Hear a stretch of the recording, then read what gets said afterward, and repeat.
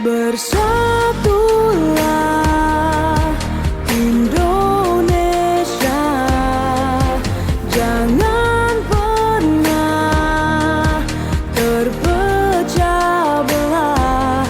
Walau kita berbeda, walau kita tak sama, Radio Republik Indonesia, kita Indonesia sesungguhnya.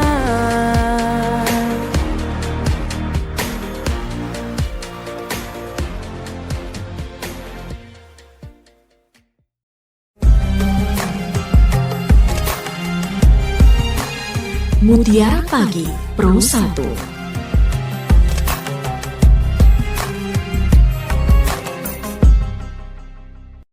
Assalamualaikum warahmatullahi wabarakatuh. Selamat pagi pendengar setia RRI dimanapun Anda berada. Saya Gita Ayu menemani Anda di Mutiara Pagi edisi hari ini pendengar di Minggu 23 Februari 2025.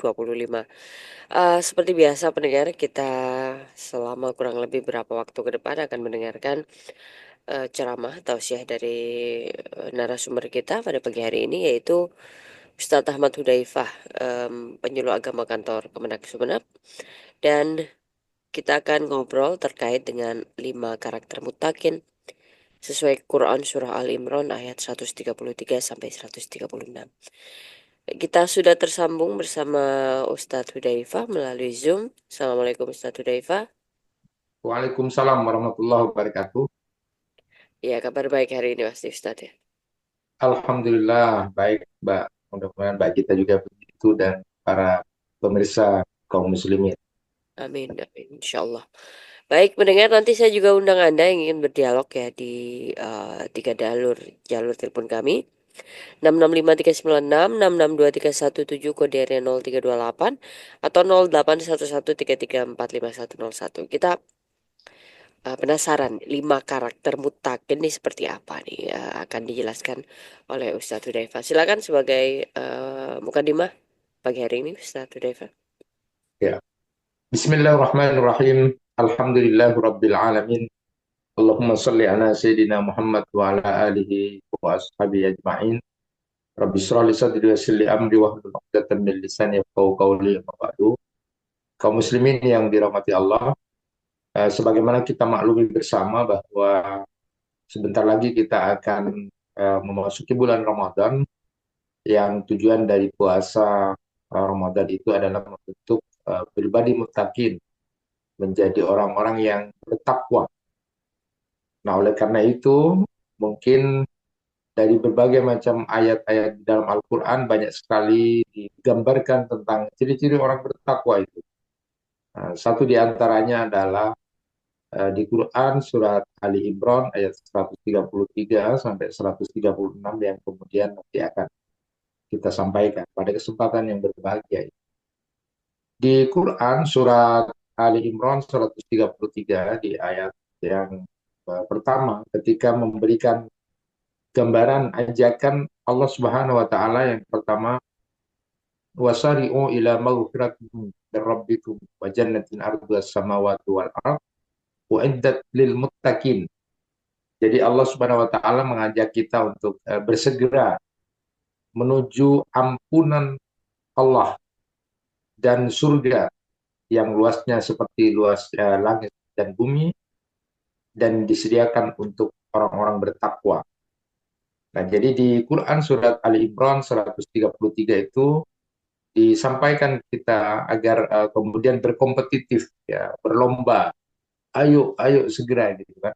Kalau Ramadan itu kan digambarkan seorang penyuluh yang kemudian mengajak kepada manusia-manusia, ya bagi al-khair akbil, wahai orang-orang yang suka merebut kebaikan, suka ingin mendapatkan banyak kebaikan, inilah kesempatan Anda memasuki sebuah ajang, sebuah waktu di mana Allah berikan seluas-luasnya.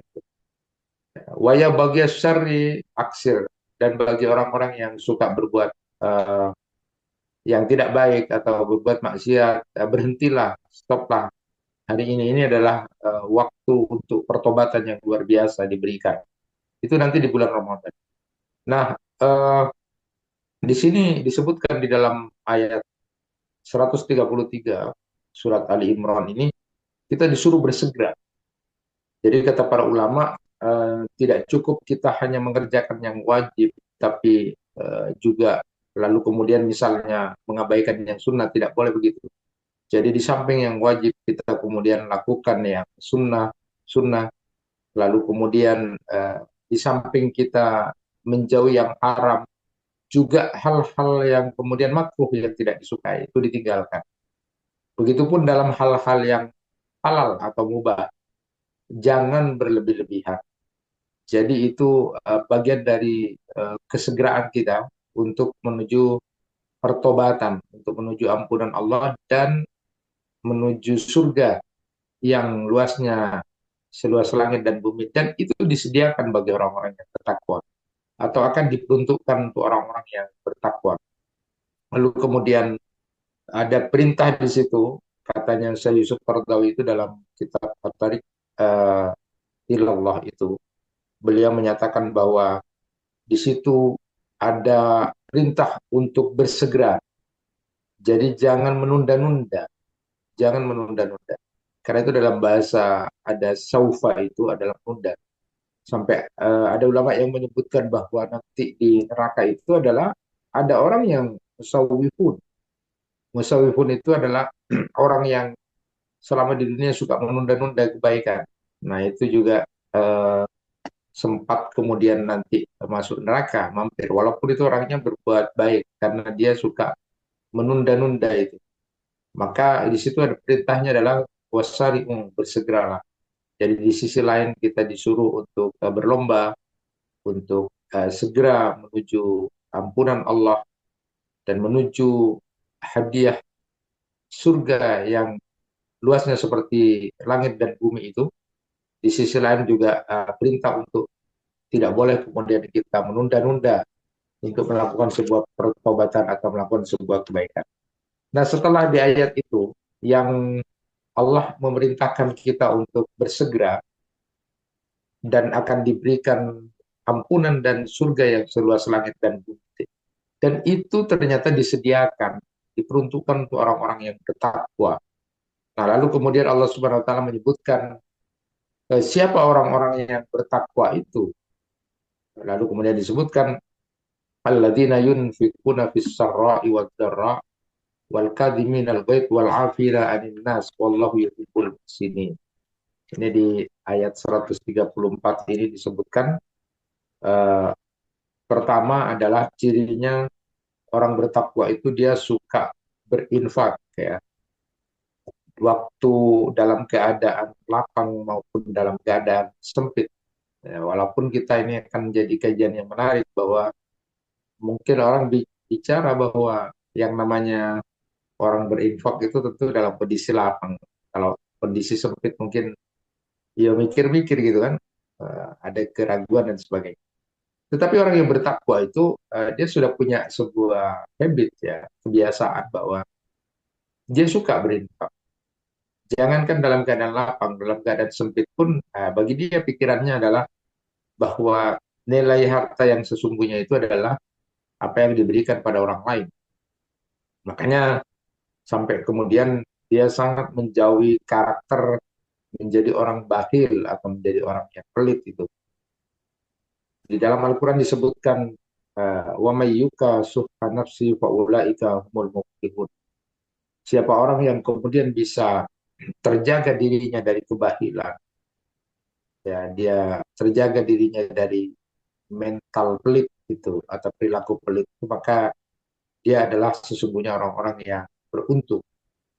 Kalau di dalam hadis itu disebutkan wattaqus suha fa inna suha ahlaka man kana qablakum. Jadi sifat ini menghancurkan orang-orang sebelumnya. Jadi pelit, bakhil itu adalah sifat yang menghancurkan atau yang membuat hancur orang-orang terdahulu. Maka berbahagialah orang-orang yang kemudian terlindungi, terjaga dirinya dari mental atau perilaku bakhil atau pelit ini. Karena itulah yang membuat hancurnya umat-umat terdahulu. Dan Anda kenal istilah pemikiran istikhlaf ya, pemikiran istikhlaf dalam harta itu, yaitu pemikiran bahwa apa yang kita miliki ini sesungguhnya adalah titipan dari Allah Subhanahu wa taala. Jadi semua harta yang ada pada diri kita ini adalah semata-mata titipan dari Allah Subhanahu wa taala ya. Karena sesungguhnya apa yang ada pada diri kita dan bahkan di dunia ini adalah milik Allah Subhanahu wa taala. Walillahi ma fis samawati wa ma fil. Nah, dampak pemikiran istihlaf ini berpikir bahwa yang kita miliki ini sebenarnya adalah miliknya Allah. Ini hanyalah sebuah amanat. Ini adalah sebuah titipan. Supaya pertama kita tidak menjadi orang yang sombong seperti Korun ya, yang kemudian ketika dititipi harta itu sampai menganggap bahwa ini adalah miliknya. Tapi kita berpikir menjadi seperti Nabi Sulaiman yang ketika dititipi harta yang banyak itu menyebutkan hada min fadli rabbi liyabluwani ashkur am akfur. Ini adalah merupakan karunia dari Tuhan semata dan ini adalah ujian apakah aku akan termasuk orang bersyukur atau menjadi orang yang kemudian kufur. Kemudian yang kedua, harta ini dianggap masalah yang ringan bagi pemiliknya. Dia akan kemudian memahami bahwa cuma harta saja. Artinya eh, kalau kemudian Abu Hanifah itu di Baghdad, ketika setiap tahun dia ke Baghdad dan membeli barang, dia selalu kemudian membawanya lagi ke Kufah untuk membagi-bagi keuntungannya kepada orang-orang yang belajar hadis di sana atau ahli hadis di sana. Dia mengatakan menuju, jangan memuji kecuali Allah, ya, sebab aku tak memberikan sedikit pun hartaku, kata Abu Hanifah, tetapi aku memberi karunia Allah yang ada atau dititip padaku. Jadi ketika Abu Hanifah ini seorang ahli fikih yang dikenal seorang pedagang juga yang luar biasa, lalu kemudian dia suka bagi-bagikan harta yang dia miliki, lalu kemudian beliau menyatakan, jangan muji-muji aku karena sesungguhnya yang aku lakukan ini adalah semata-mata merupakan karunia dari Allah. Jadi bukan punya aku gitu. Jadi wajar kalau kemudian dibagi. Nah, kemudian hikmahnya supaya kita kemudian tidak menjadi orang yang pelit atau bakhil itu adalah eh, memudahkan kita dalam menerima perintah Allah. Jadi dengan kondisi pemikiran istilaf bahwa ini adalah milik Allah, titipan Allah, jadi tidak ada sesuatu yang sulit bagi dia. Dia tidak akan bergembira atau tidak akan bersedih berlebihan kalau urusan harta itu. Nah, ini barangkali sebagai ciri orang bertakwa yang pertama itu adalah dia suka berinfak dalam kondisi, tidak hanya dalam kondisi lapang, bahkan dalam sempit pun dia memberikan itu. Kemudian ciri yang kedua adalah wal kadhiminal ghaib. Orang bertakwa itu suka menahan marah ya. Jadi ketika Nabi Shallallahu Alaihi Wasallam dimintai satu nasihat oleh sahabat beliau, lalu kemudian beliau berpesan, jangan marah. Dan itu beliau ulangi 3 kali. Dan di riwayat lain kemudian disebutkan Rasulullah Shallallahu Alaihi Wasallam bersabda, la taghdab walakal jannah. Jangan kamu marah maka kamu akan dapat surga. Jadi maknanya adalah jangan marah, tahan, sabar, tenang. Ya. Kemudian jangan ikuti tuntutan pikiran saat marah. Karena marah itu boleh untuk mempertahankan atau kehormatan agama kita. Kehormatan mukmin, selain itu harus ditahan. Jadi ini pelajaran buat kita bahwa bagi orang bertakwa dia bisa mengendalikan marah. Jadi dia tidak mengikuti nafsunya untuk kemudian mengatakan atau melakukan perbuatan yang kemudian akan membuat kerugian atau membahayakan. Itu jiwa atau mental orang yang bertakwa. Yang kedua, dia itu suka bisa menahan marah. Nah, kalau kita lihat bahwa memang gaya marah itu kan ada yang model acting out ya. Dalam psikologi itu orang marah itu acting out itu adalah melampiaskan seluruhnya dengan kata-kata sak bebas-bebasnya gitu. Dia puas, dia ungkapkan semuanya dengan kata-kata atau dengan perbuatan, bahkan orang yang marah itu namanya acting out. Bagi dia merasa lega, sudah semuanya dikeluarin, omongan keluar. Itu model acting out ya. Kemudian ada yang model dumping. Kalau model dumping marah itu adalah eh, yang jadi objeknya itu malah orang lain yang tidak bersalah. Dia kemudian marah, tapi yang menjadi objek itu justru orang lain. Jadi misal nih, contoh aja ada seorang guru yang kemudian di rumahnya bertengkar, lalu kemudian dia sampai di sekolah, dia marahin murid-muridnya gitu kan. Artinya ada yang murid yang memang berbuat salah, tapi dia melampiaskan kepada orang lain. Itu model gaya marah damping. Ada kemudian yang burying. Nah, model burying ini dia marah sebenarnya, tapi dia menahan. Jadi membuat sesek juga gitu kan dalam hati.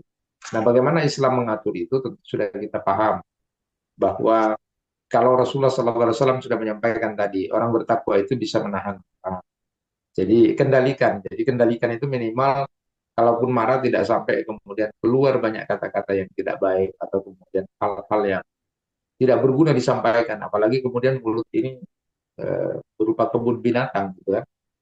Muncul banyak kebun binatang gitu istilahnya. Dan itu adalah bukan ciri orang bertakwa. Karena orang bertakwa itu adalah orang yang kemudian menahan dirinya dari marah. Tentu ada banyak tips yang kemudian disebutkan di dalam hadis-hadis Nabi untuk kita tidak marah. Karena di gambaran kita itu adalah eh, bahwa pertama yang kita lakukan bisa istighfar. Jadi memperbanyak istighfar, astagfirullahaladzim. Atau kemudian kita diam saja, tidak berkata-kata, menahan diri sambil istighfar. Atau kemudian kita membaca ta'awudz ya. Kemudian kalau kira-kira perlu lagi, masih saja, maka bisa diredam dengan wudhu. Jadi ketika kita marah yang tidak bisa kita tahan dan kira-kira tidak kita bisa lakukan, maka berwudhu. Kalau tidak bisa lagi, di samping posisi kita yang berdiri bisa duduk, duduk bisa berbaring. Untuk menahan marah itu bisa juga kita lakukan dengan sholat 2 rakaat. Kalau sudah terpaksa itu ya. Jadi untuk lebih menenangkan. Nah, diingat juga bahwa efek dari marah itu, dan kemudian ingat juga janji yang disampaikan oleh baginda Nabi SAW bahwa orang yang bisa menahan marah itu akan mendapatkan surga. Jadi diingat surga, surga, surga. Jadi dia tahan. Nah, inilah bagian-bagian dari usaha kita untuk menjadi orang bertakwa dengan ciri dia wal qadiminal ghaib. Kemudian yang ketiga, wal afina anin nas. Orang yang bertakwa itu cirinya dia suka memaafkan. Nah, ini nanti ada kaitannya dengan di 10 hari terakhir bulan Ramadan ya, di saat kemudian kita ingin dapat maaf dari Allah. Jadi itu disebutkan zikiran apa yang akan kita baca, kata Aisyah radhiyallahu anha kepada baginda Nabi sallallahu alaihi wasallam menjelang 10 hari terakhir itu. Perbanyaklah membaca Allahumma innaka afuwun tuhibbul afwa wa'fu anni. Ya Allah, sesungguhnya Engkau adalah yang Maha memberi maaf. Engkau adalah zat yang memberi maaf. Suka memberi maaf, maka maafkan aku. Dan orang-orang yang akan diberikan maaf oleh Allah itu, ya, ada yang menyebut di Imam Ghazali itu, al-afu itu adalah memaafkan. Jadi Allah tidak akan lagi ada efek dari dosa yang pernah kita lakukan. Atau ada lembaran baru. Ya, tidak cuma ampunan, tapi kalau maaf itu adalah lembaran baru. Artinya, orang yang ingin mendapatkan maaf dari Allah, maka disebutkan di beberapa ayat Al-Quran itu adalah dia suka memaafkan. Jadi bahasanya gini nih, kalau Anda mau dapat maaf dari Allah, ya berlapang dada untuk juga memaafkan orang lain. Jangan kemudian ada orang yang terlalu berat, sakit saya untuk memaafkan misalnya. Lalu kemudian kita bayangkan bagaimana juga Allah kalau kemudian berat untuk memberi maaf kepada dosa-dosa kita. Nah, tentu itu sesuatu yang tidak kita suka. Maka ada prasyarat yang harus kita lakukan, dan itu merupakan tipikal orang bertakwa. Ya, dia itu suka memaafkan. Di samping dia juga suka bersedekah. Ya. Jadi bagian dari orang yang ingin mendapatkan maaf dari Allah itu adalah dia suka memaafkan orang lain dan juga bersedekah. Nah, yang keempat cirinya adalah uh, wallahu yuhibbul muhsinin. Jadi orang bertakwa itu suka gemar berbuat baik. Nah, jadi dia pokoknya senang aja berbuat baik.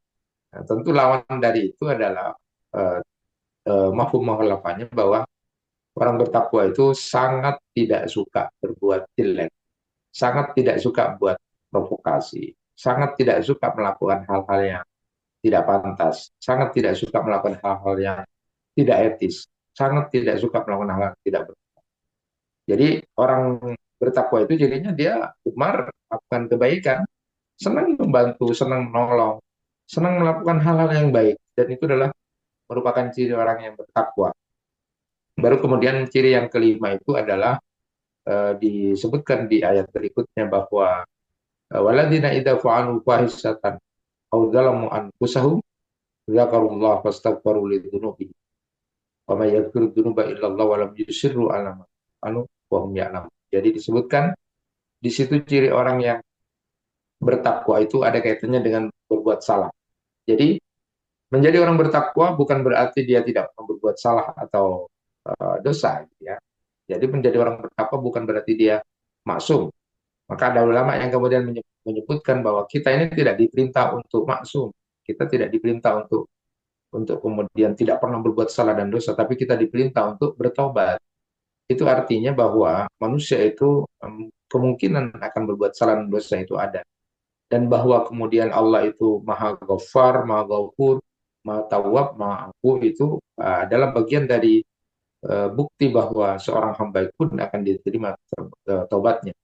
Termasuk orang yang bertakwa. Jadi orang bertakwa itu cirinya ketika dia melakukan satu dosa atau kesalahan, dia kemudian ingat kepada Allah, lalu kemudian istighfar, dia memohon ampun kepada Allah, dan dia bertaubat kepada Allah dan tidak kembali melakukan hal yang sama.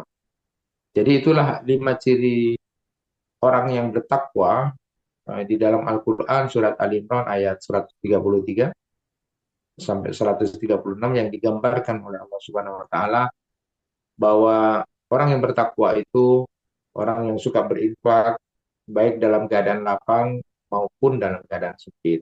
Orang bertakwa itu suka menahan marah. Orang yang bertakwa itu adalah suka memaafkan. Orang yang bertakwa itu adalah orang yang gemar berbuat kebaikan. Dan yang berikutnya yang kelima, orang yang bertakwa itu saat dia melakukan salah, saat dia melakukan dosa, dia kemudian ingat pada Allah, lalu beristighfar kepada Allah, lalu kemudian tidak kembali mengulangi dosa dan kesalahan. Itu 5 ciri orang bertakwa yang mudah-mudahan nanti dengan tempaan di bulan Ramadan nanti, ciri-ciri orang bertakwa ini bisa kita amalkan, bisa kita pelajari, bisa kita riyadhah, latihan untuk jadi orang bertakwa dengan bisa melakukan 5 hal itu yang digambarkan di dalam Al-Quran. Itu sebagai pengantar menurut saya. Baik, baik saya undang Anda pendengar di 3 jalur telepon ya, di 665 396 662 317 kode area 0328 atau 081133451001 SMS dan WhatsApp. Saya juga undang Anda, atau Anda bisa menghubungi via WhatsApp ya, telepon WhatsApp saya juga bisa terima hari ini pendengar.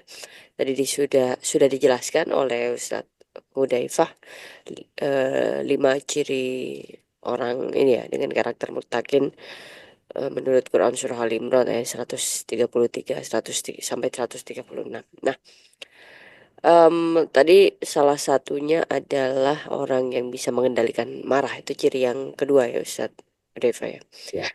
Dan tadi Ustadz Hudzaifah juga menjelaskan bagaimana kita rilis kita mengekspresikan marah kita tadi, yang tentunya yang sudah dijelaskan secara penelitian begitu.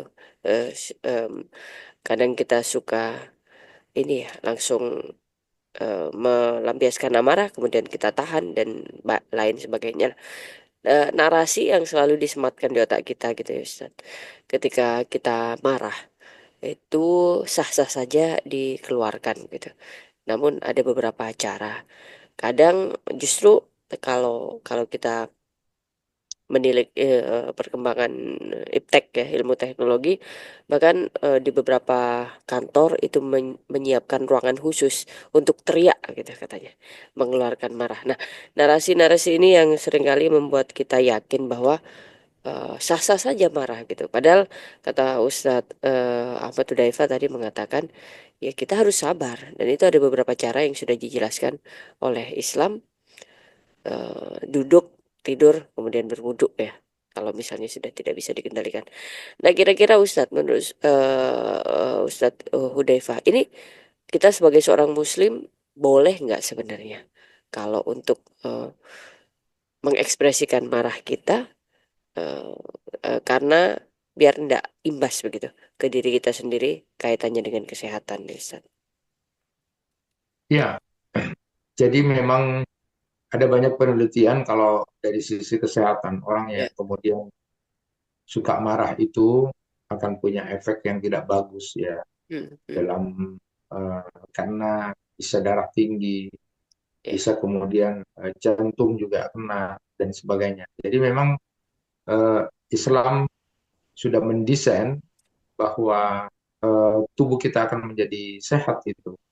Tidak hanya sekedar bahwa kita disuruh untuk menahan marah dalam artian kemudian nanti akan dapat akhirat, dapat surga, dapat pahala karena kesabaran. Tetapi ternyata desain itu juga akan bermanfaat buat kesehatan kita. Dan ternyata ada banyak penelitian bahwa ajaran-ajaran agama Islam itu ternyata tidak hanya untuk dapat akhirat saja, untuk dapat pahala surga, tapi ternyata secara kesehatan juga ternyata punya banyak manfaat. Jadi orang ke masjid supaya jamaah di masjid dia berjalan setiap langkah, dan ternyata inilah yang sebenarnya diperintahkan dalam agama supaya kita menjadi orang sehat adalah berjalan kaki.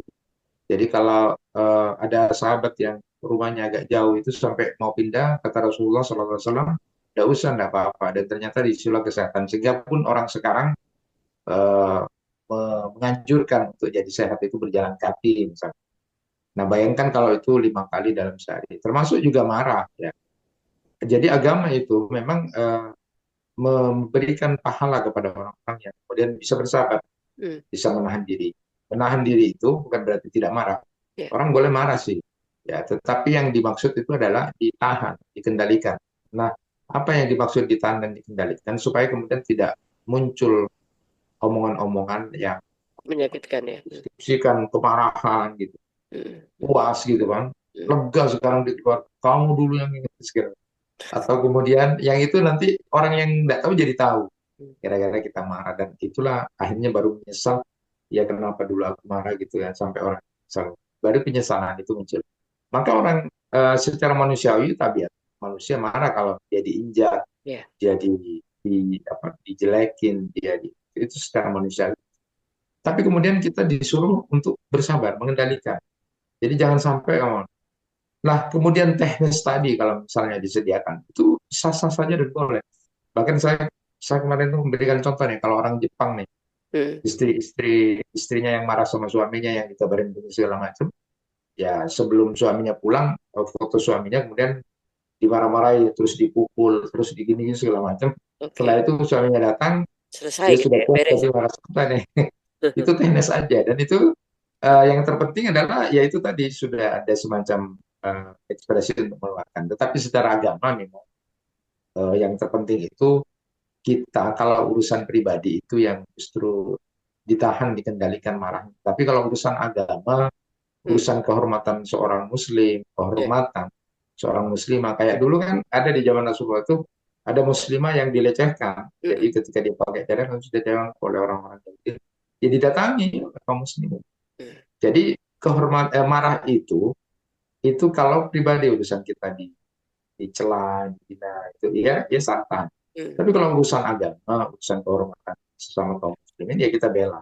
Hmm. Dan itu bukan marah, tapi itu bagian dari eh, ajaran apa amar ma'ruf nahi mungkar, bagian dari menunjukkan bahwa kita tidak boleh melakukan hal itu kalau itu adalah kehormatan agama. Misalnya gini nih, Al-Quran dihina-hina nih, terus Nabi Muhammad dileceh-lecehkan, terus kita diam aja, sabar, enggak begitu. Jadi ini sabar ini lebih kepada persoalan pribadi, dengan persoalan eh, bukan persoalan agama, bukan kehormatan kaum muslimin, bukan kehormatan yang kecuali kita dituduh kehormatan kita, baru kita melakukan sebuah pembelaan Hmm. dan itu dibolehkan, tapi bukan marah. Tapi yang tadi itu marah ketika kita dalam posisi yang dilecehkan tadi, direndahkan, tapi kita sama matakan itu pribadi, ya kita maafkan kalau bisa. Kalaupun kemudian kita harus sampaikan, ya memang kita sampaikan, tapi tidak dengan berlebihan. Berlebihan itu yang menunjukkan kemarahan kita. Jadi ditahan saja. Jadi misalnya begini nih, kita pernah berbuat baik sama orang, lalu kemudian dia buat salah pada kita sehingga kita marah, Hmm. maka dikendalikan. Ya tetap manusiawi kita marah. Kamu kok gitu, ya sudah segitu aja. Tapi jangan kemudian Diungkit-ungkit gitu ya. kamu kamu udah ingat ya saya kan. Ya, ya. Eman nanti amalnya jadi yang mestinya Mungkin sudah diterima nih jadi amal jasnya. disembunyikan, jadi terbuka karena tidak bisa mengendalikan marah. Jadi intinya marah tapi bisa dikendalikan. Orang bertakwa itu mengendalikan dengan tidak ada kata-kata yang menyakitkan, kata-kata mengungkap kebaikan atau apa, atau kemudian yang bisa hal-hal baru terjadi. Tetap dikendalikan. Kondisi dia marah manusiawi tabiat Hmm. orang ya. Tapi kalau dia bisa untuk bahkan sangat tidak tampak marah, itu orang luar biasa. Dan orang-orang bertakwa itu belajar dan berada dalam posisi menuju seperti itu, yaitu menuju bisa mengendalikan dan marah dan bahkan tidak tampak marah, padahal dia adalah orang yang sedang marah. Katanya Imam Syafi'i itu orang hebat itu, salah satu di antaranya disebutkan dari tiga ciri yang beliau sebutkan, satu di antaranya dia marah, tapi seperti tidak tampak sekalipun marah. Itulah orang yang luar biasa. Oke. Iya, agak berat gitu ya Ustadz ya. Ketika kita misalnya. Iya. Saya aja masih belajar itu, Pak. Eh, Artinya dalam artian kondisi itu ya diingat aja. iya, iya. Ingatnya gini, latar bola kerjaan jangan marah dapat surga. Terus ini kesempatan. Ini adalah ujian kesabaran dan sabar itu uh, unlimited pahalanya. Innama yuwaffas sabirun ajruhum bighairi hisab. Jadi hanya sabar itu yang kemudian bisa membuat pahala itu yang unlimited. Jadi dan Allah sedang memberi itu kesempatan kan, kesempatan karena tidak setiap hari kita berada dalam ujian kesabaran. Hmm. Jadi ketika diberi kesempatan untuk itu kita ambil lah, kita ambil lah pahala pahala sabarnya yang bisa unlimited. Betul. Karena memang daripada kita yang dilecehkan lebih sering gitu ya. Ego kita gitu yang diuji ya untuk untuk kesabaran ini, untuk marah. Misalnya hal kecil saja yang membuat kita marah tuh. Nah, itu yang memang cobaan yang paling sering kita dapat. Dan saya biasanya kalau sudah capek betulnya Ustadz ya. Kalau saya lagi marah saya tidur tuh.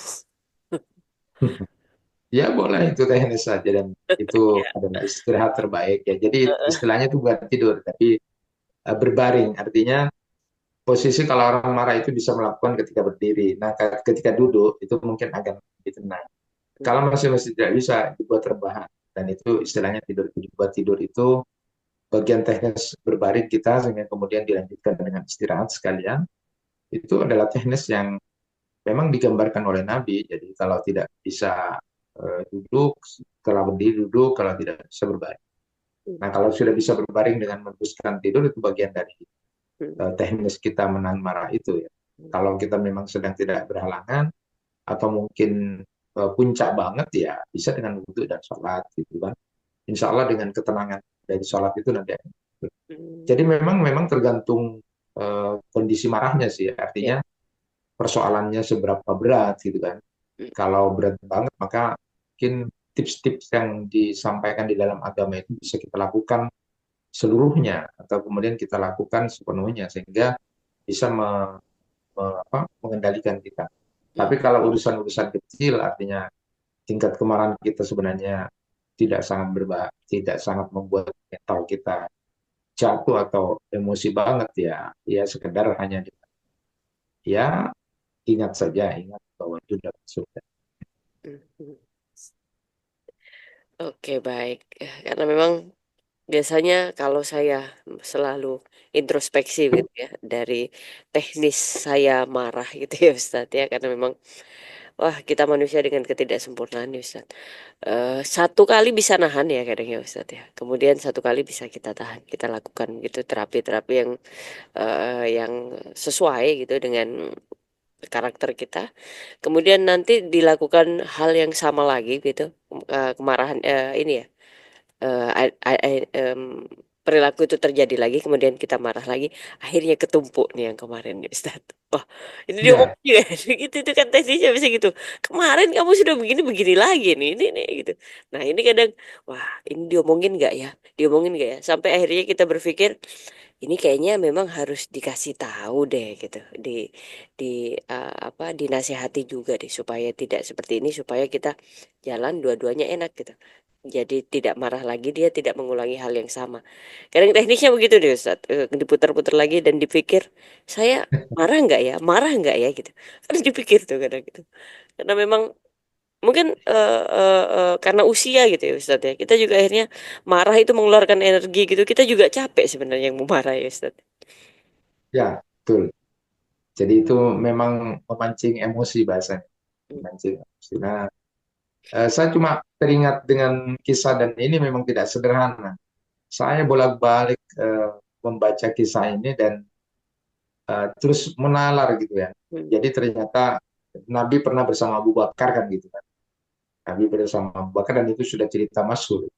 Ketika ada orang yang lagi marah-marahin Abu Bakar, yang ngata-ngatain gitu kan, ngata-ngatain ini segala macam. Si Abu Bakar ini karena ada Nabi, dia diem aja gitu. Dan Nabi tetap membarengi walaupun dia dikata-katain. Hmm. Nah, manusiawinya muncul nih, lama-lama gitu kan. Hmm. Terus berdirilah Abu Bakar untuk membalas apa yang dikatakan itu. Nah, saat Abu Bakar berdiri, tiba-tiba Rasulullah minggat gitu kan, pindah gitu kan, pindah. Hmm. Nah, karena tidak mau ditinggal oleh Rasulullah terlalu lama, lalu kemudian disudahin oleh Abu Bakar kepada orang itu, tapi dia juga membalas Abu Bakar. Hmm. Hmm. Lalu kemudian kepada Baginda nanya, kok Rasulullah ninggalin saya gitu kan? Hmm. Padahal kan masih ada perlu di sana. Hmm. Apa jawab Nabi Shallallahu Alaihi Wasallam? Tadi kamu waktu dikata-katain orang itu kamu diam, terus bersabar. Malaikat banyak nih yang sedang berada di sekitar kita. Giliran kamu sudah berdiri, sudah ada nafsu gitu, udah marah manusiawi keluar itu. Ternyata ada setan yang kemudian banyak ini untuk mengumpul-ngumpuli supaya terjadi perusahaan. Maka aku tidak mau bersama dengan setan itu. Nah ini memang tidak mudah memang ya. Apalagi kemudian terjadi pengulangan gitu kan. Ada repetisi dari pancingan emosi itu.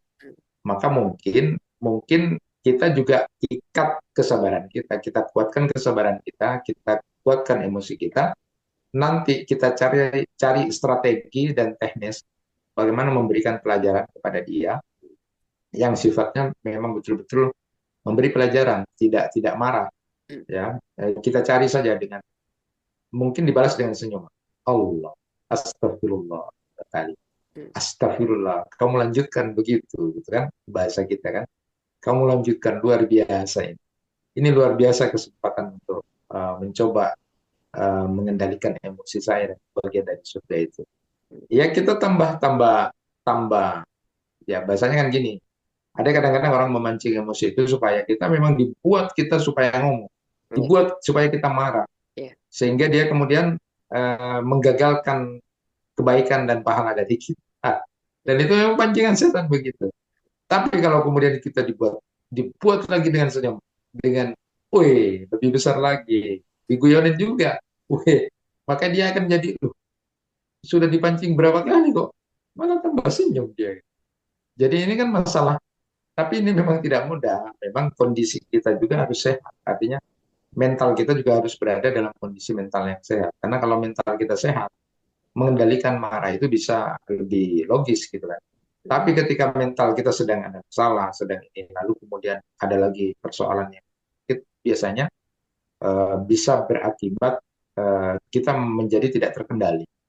Nah, di saat itulah sebenarnya tips-tips agama untuk kita berusaha untuk berwudu, untuk sholat, supaya kemudian Allah memberikan taufik, pertolongan, supaya kita menjadi tenang, supaya kita menjadi lebih kuat, menjadi lebih sabar, itu memang perlu dilakukan. Nah, ekspresi teknis tadi itu boleh, misalnya Mbak, jadi misalnya ke laut, kemana tempat yang kemudian kita teriak, setelah itu teknis sudah selesai, sambil kita baca istighfar. Itu hanya teknis saja. Tetapi yang bagi orang beriman, bayangannya adalah la taghdab walakal jannah. Jangan kamu marah, kamu dapat surga. Jangan kamu marah, dapat surga. Jangan kamu marah, dapat surga. Ingat efek dari marah. Dan kemudian yang terakhir, ingat manusia tidak ada yang sempurna. Dia mungkin memancing kamu seperti itu melakukan kesalahan. Karena dia sedang dalam kondisi yang juga tidak baik-baik saja. Sama seperti kita yang mungkin suatu saat juga melakukan kesalahan, dan kita ingin dapat maaf, atau kemudian kita juga kadang-kadang menjadi orang yang suka memancing seorang lain hanya untuk sebuah keperluan. Maka maafkan, biar terus hal-hal semacam itu diingatkan. Insya Allah nanti akan bisa menjadi kita ini bisa mengendalikan marah. Dan sekali lagi itu adalah ciri orang bertakwa. Ciri orang bertakwa memang pertarungan untuk salah satu di antaranya adalah bisa mengendalikan marah untuk tidak kemudian berakibat jelek pada dirinya dan juga pada diri orang lain. Tidak membahayakan dirinya dan tidak membahayakan orang lain, dan dia dapat pahala kebaikan dari kesabaran. Baik, itu relate dengan apa yang dijelaskan oleh Ustadz Hudzaifah nih pendengar. Ketika kita marah, kemudian kita bisa mengendalikan sesuai dengan ciri yang ketiga, suka memaafkan gitu. Ketika kita sudah marah, akhirnya kita tidak bisa menahan emosi, kita marah, akhirnya mungkin keluar kata-kata yang mungkin sedikit tidak mengenakan. Kemudian kita ke poin kelima nih, suka bertobat ya Ustadz ya. Kita bertobat kemudian. Baik, karena Ya, memang tidak mudah. ketidaksempurnaan itu selalu ada begitu ya Ustadz ya. Ya. Tidak mudah, dan itu bisa dilatih di Ramadan. Ya, ya, ya. Dan lebih sering kita mendapat cobaan itu, lebih tangguh biasanya kita ya untuk mengendalikan hal itu. Kita sudah paham nih, oh kalau sudah begini saya harusnya begini dan begitu gitu. Ya, betul. Oke, baik. Terima kasih. Ini sudah waktu kita terbatas. Padahal cuma satu poin yang kita bahas nih Ustadz, mengendalikan amarah. Barangkali besok-besok kita bisa berbicara, kita bisa ngobrol terkait Ya, poin-poin yang lain ya Ustadz ya, yang tentunya menjadikan diri kita lebih baik dan kita muhasabah setiap harinya. Insya Allah. Amin. Baik, terima kasih banyak Ustadz Hudzaifah pagi hari ini yang disampaikan. Insya Allah menjadi amal jariah bagi Ustadz. Amin. Insya ya. Allah bersama Amin. keluarga.